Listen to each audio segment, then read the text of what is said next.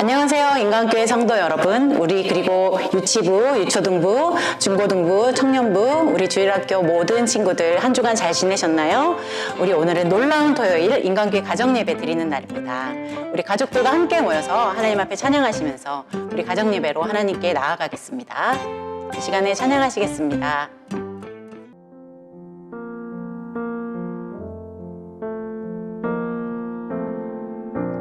주의 임재 앞에 잠잠해 주 여기 계시네.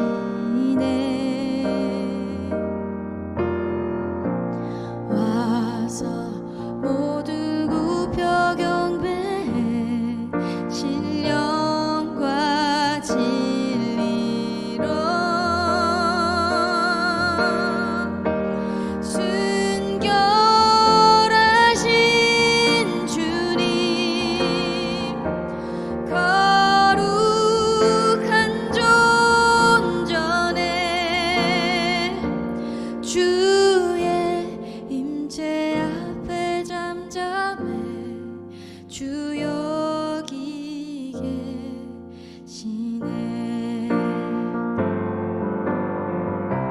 주의 임재 앞에 잠잠해 주 역사하시네.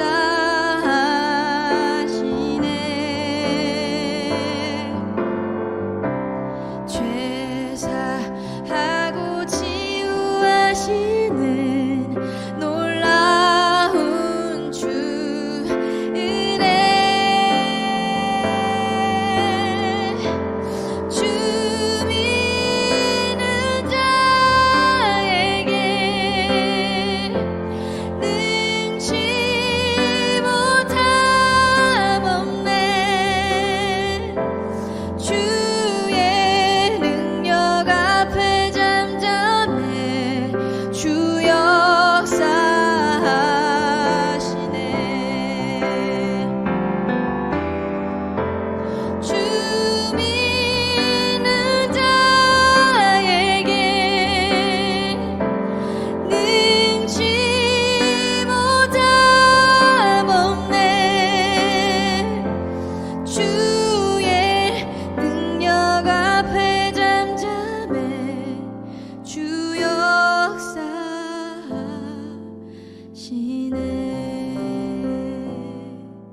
이 시간에 잠시 영상을 멈추고 가족들과 나눔의 시간을 갖겠습니다.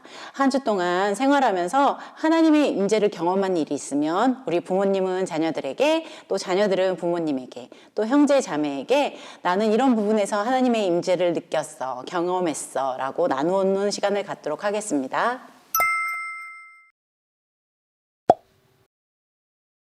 이에 솔로몬이 여호와의 언약궤를 다윗성 곧 시온에서 메어 올리고자 하여 이스라엘 장로와 모든 지파의 우두머리 곧 이스라엘 자손의 족장들을 예루살렘에 있는 자기에게로 소집하니 이스라엘 모든 사람이 다 에다니멀 곧 7째 달 절기에 솔로몬 왕에게 모이고 이스라엘 장로들이 다 이름에 제사장들이 궤를 매니라.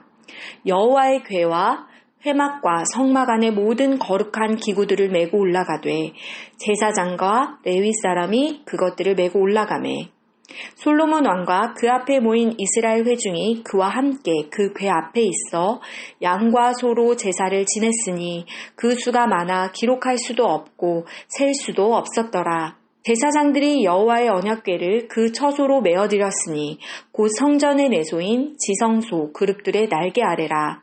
그룹들이 그 궤 처소 위에서 날개를 펴서 궤와 그 채를 덮었는데 채가 길므로 채 끝이 내소 앞 성소에서 보이나 밖에서는 보이지 아니하며 그 채는 오늘까지 그곳에 있으며 그 궤 안에는 두 돌판 외에 아무것도 없으니 이것은 이스라엘 자손이 애굽 땅에서 나온 후 여호와께서 저희와 언약을 맺으실 때에 모세가 호렙에서 그 안에 넣은 것이더라.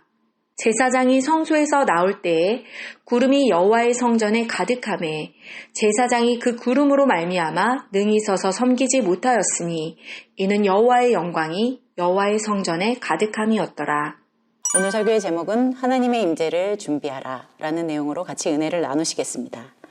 그러면 성전과 성도에게 하나님의 임재는 어떤 의미일까요? 하나님의 임재가 없는 교회의 건물은 그저 건물일 뿐이고 하나님의 임재를 누리지 못하는 개인은 성도라고 볼 수 없습니다. 아무리 좋은 전자제품이라도 전기가 들어오지 않으면 무용지물에 불과합니다.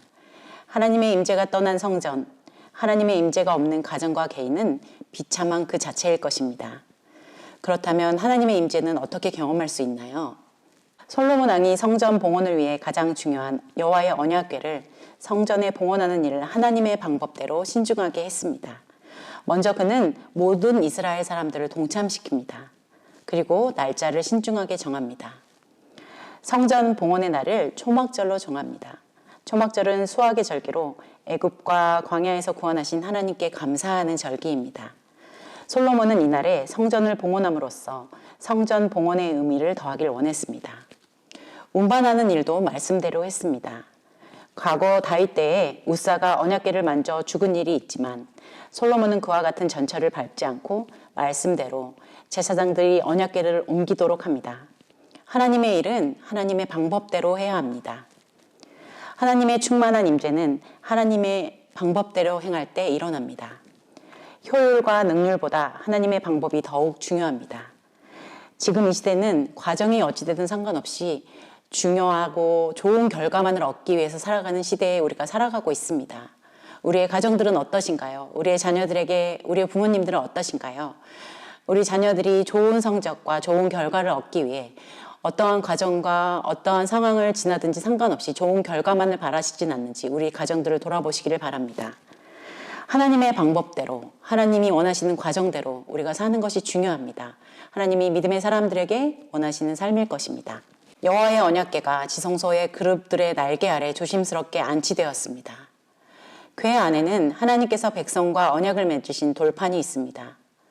성전 봉헌의 핵심은 언약궤의 안치이고 이것은 곧 말씀을 성전의 중앙에 모시는 것을 의미합니다. 그 일을 마치고 제사장이 나올 때 여호와의 임재를 상징하는 구름이 성전에 가득했습니다. 이는 하나님께서 흡족하게 받으셨다는 뜻입니다. 단순히 언약궤를 잘 운반했기 때문이 아닙니다. 중심을 보시는 하나님께서 이스라엘의 마음 중심을 받으신 것입니다. 예수 그리스도의 공로로 하나님의 성전이 된 우리 개인들도 우리의 가정들도 다른 무엇이 아닌 여호와의 말씀이 우리의 삶의 중심에 있어야 합니다. 우리 자녀들의 신앙의 중심에 다른 무엇이 아니라 말씀이 있어야 하고 우리의 가정의 중심에 다른 누군가가 어떤 사람이 아니라 하나님의 말씀이 우리의 가정의 중심이 되어야 합니다. 이스라엘 공동체가 귀하게 말씀을 다루었던 것처럼 우리 역시 말씀과 함께하는 삶을 살아야 합니다. 하나님의 임재는 사람이 조작할 수 없습니다. 하나님의 임재는 연출할 수 없습니다. 다만 말씀대로 행하는 가정과 개인은 하나님의 임재를 경험하게 됩니다. 놀라운 토요일 가정예배로 우리 하나님께 토요일마다 가정예배로 나아가고 계시는데 우리는 어떻게 하나님의 임재를 경험하고 계시나요? 토요일 날 가정예배 한 번 드리는 것으로 우리가 우리의 믿음의 역할을 다 했다고 생각하시면 안 됩니다.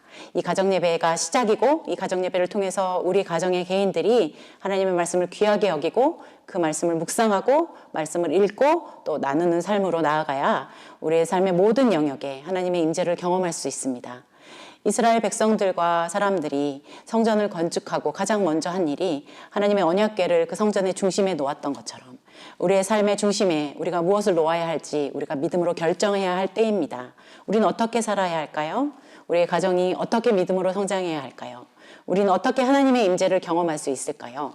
오늘 본문의 말씀을 근거해서 볼 때 하나님의 말씀이 우리의 가정의 중심에 있다면 우리는 이미 하나님의 임재를 경험하고 있는 것입니다. 우리의 개인이 하나님의 말씀을 묵상하고 또 말씀을 읽고 그 말씀대로 살아가려고 노력하고 있다면 비록 실패할지라도 그 믿음의 삶에서 넘어졌을지라도 우리는 하나님의 임재를 지금도 경험하고 있는 것입니다. 결과도 중요하지만 그 결과보다 그 과정 가운데 내가 하나님의 말씀대로 어떻게 살아가고 있는지 또 그 말씀을 순종하며 살아가고 있는지 노력하고 계신다면 이미 우리는 하나님이 기뻐하시는 삶을 살고 있는 것입니다. 이번 한 주 동안 하나님이 우리에게 원하시는 하나님의 임재를 풍성하게 누리시는 우리 모든 가정들과 개인들이 되시기를 기도합니다. 하늘에 계신 우리 아버지, 아버지의 이름을 거룩하게 하시며 아버지의 나라가 오게 하시며 아버지의 뜻이 하늘에서와 같이 땅에서도 이루어지게 하소서. 오늘 우리에게 일용할 양식을 주시고 우리가 우리에게 잘못한 사람을 용서하여 준 것 같이 우리 죄를 용서하여 주시고 우리를 시험에 빠지지 않게 하시고 악에서 구하소서. 나라와 권능과 영광이 영원히 아버지의 것입니다. 아멘.